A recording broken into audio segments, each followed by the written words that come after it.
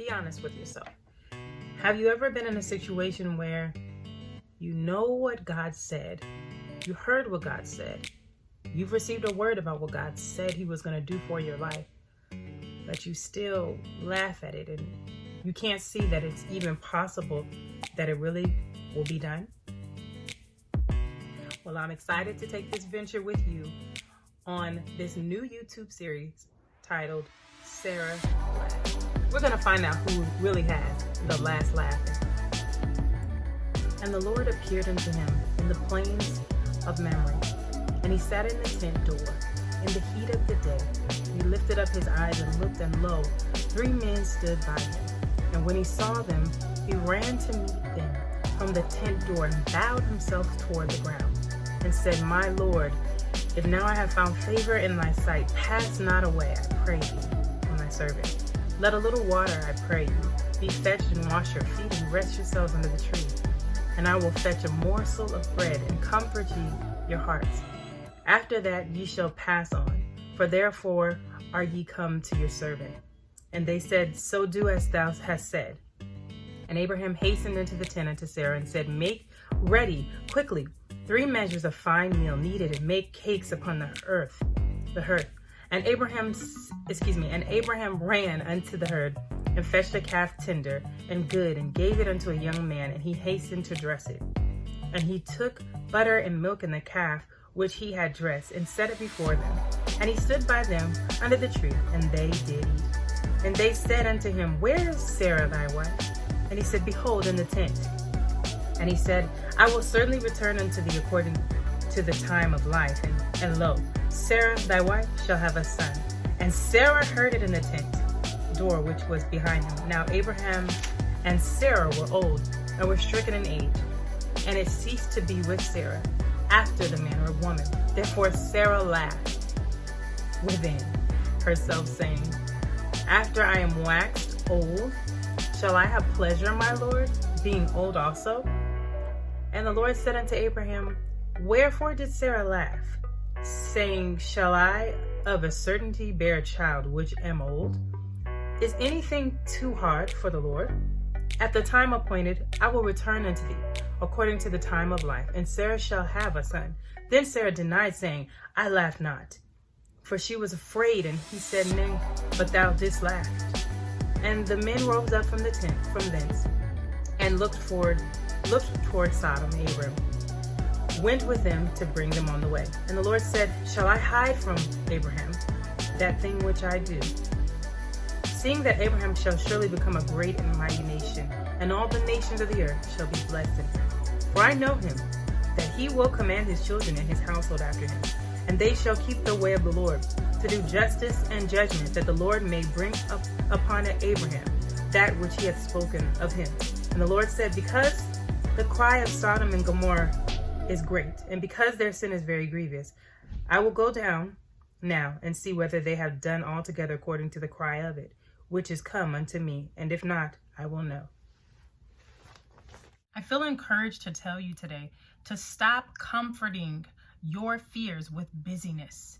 See, sometimes when we don't believe something, instead of confronting it and dealing with our lack of belief, our lack of trust in God, we get really busy and we try to make the situation go away. We try to ignore it because we don't want to accept it. We don't want to engage in it, because if we engage in it, if we engage in what we believe, not only are we going to be tested and tried on this, but we're going to be challenged on this. And sometimes we don't always believe that we have the strength to be able to withstand the trials and the things that come to test what you believe. Because every believer knows that when God has told you something about yourself, that when God has promised you something, that you best believe the enemy's going to try to test you on it. But I want to encourage you today, stop comforting your fears with being busy. Stop putting things in the place of what you're supposed to be doing in your life, and stand focused. Stop laughing at the plans of God for your life, and remember who you are. If God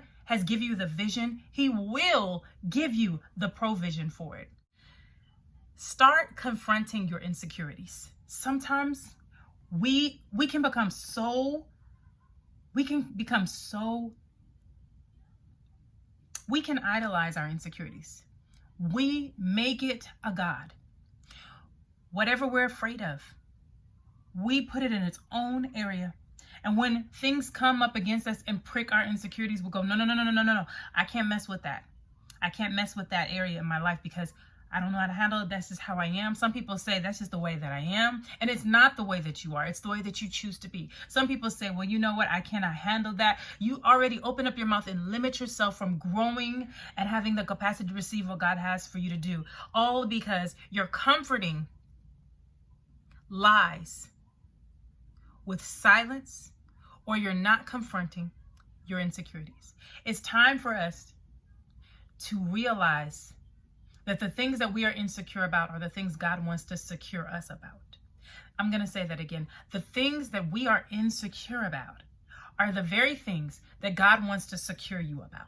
The things that you're having issues with, the turmoil that comes when you think of dealing with something, the pressure that hits your life when you think of having that type of conversation with somebody, when someone brings something up unexpectedly that you really have not completely dealt with or given to God to deal with. It becomes a fear. It becomes something that we begin to comfort and coddle because we don't want to deal with it. Let's hurry up and put this baby of fear back to sleep.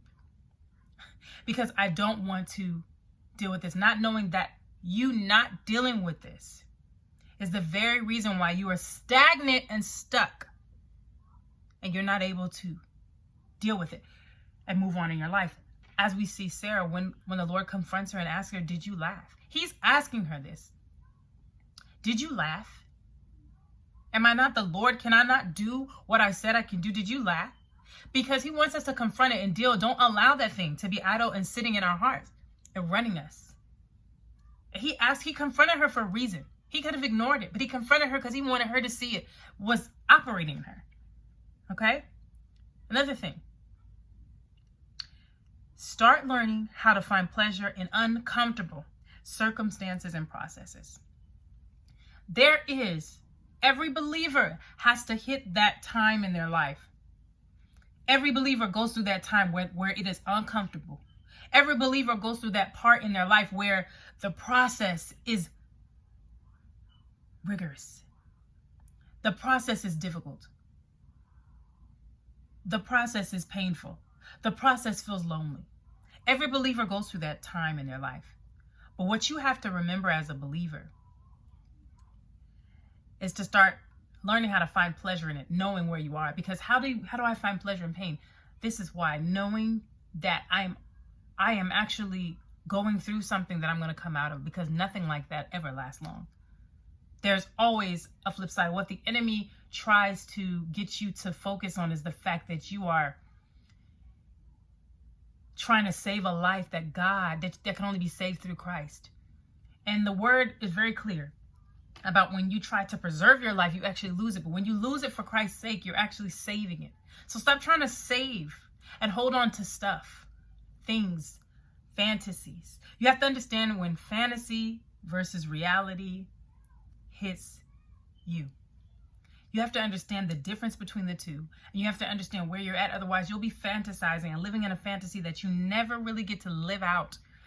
You have to understand when the fantasy is perverse. You have to understand when a fantasy is a dream that God has given you and you're like seeing something that's of God, or when you are looking at a fantasy that is perverse, that was created through fear, that was created through an illusion to help cope through things.